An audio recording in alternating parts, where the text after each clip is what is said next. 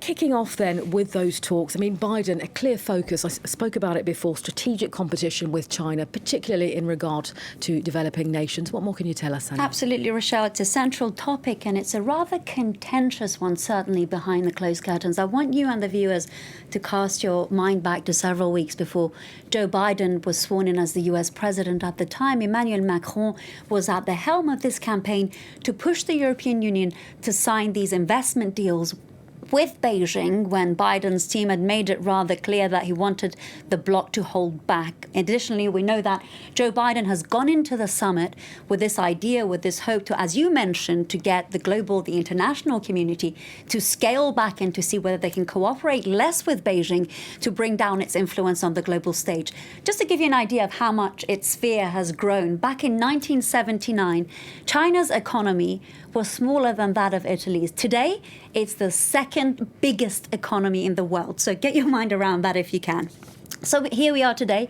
The G7 leaders have signed this declaration. They're looking at this initiative that will oppose China's Belt and Road Initiative, which is sort of spanning across several continents, from 8 continents, even from Asia to Africa to South America and, of course, parts of Europe. And 100 countries or so have signed up to this. But it's one that's been widely criticized because a lot of countries, certainly the smaller ones, are now having to deal with hefty, unmanageable debt. So out of this, we have this rather catchy, alliterative name, this project that's been inspired by the US, the Build Back Better World, also known as the B3W drive for obvious reasons.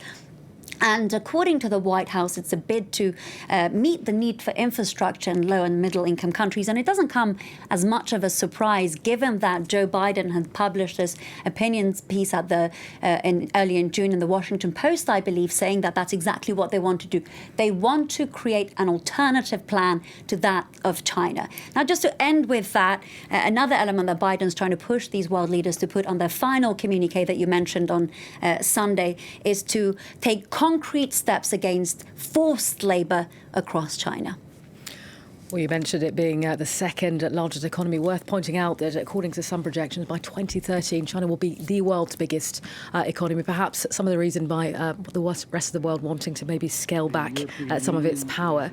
We're getting live talks just behind you there, Sanam, of these bilateral talks between the President Joe Biden and, of course, the French President Emmanuel Macron.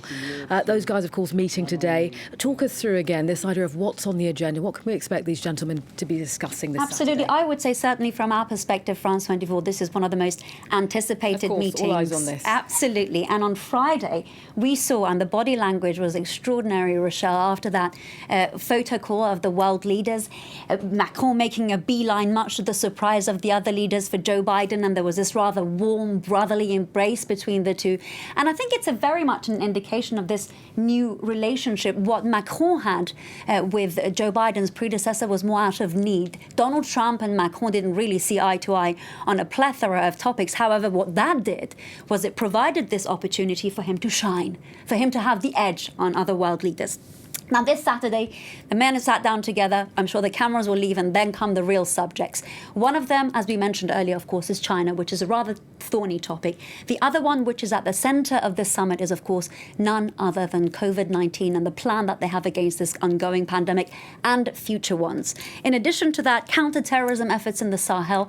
And this comes just days after France announced that it's certainly suspending its joint operations in Mali, where they're trying to fight the offshoots of Al-Qaeda and the Islamic State group. Interesting timing, absolutely. Absolutely. All this to say, it will be an interesting meeting between the two leaders. But the one thing that it has done is, previously with Donald Trump at the helm, there was this vacuum when it came to global leadership. And that was a great opportunity for Emmanuel Macron to take center stage. Will he now be sidelined? Yet to be seen. Lots yet to be seen. It's interesting.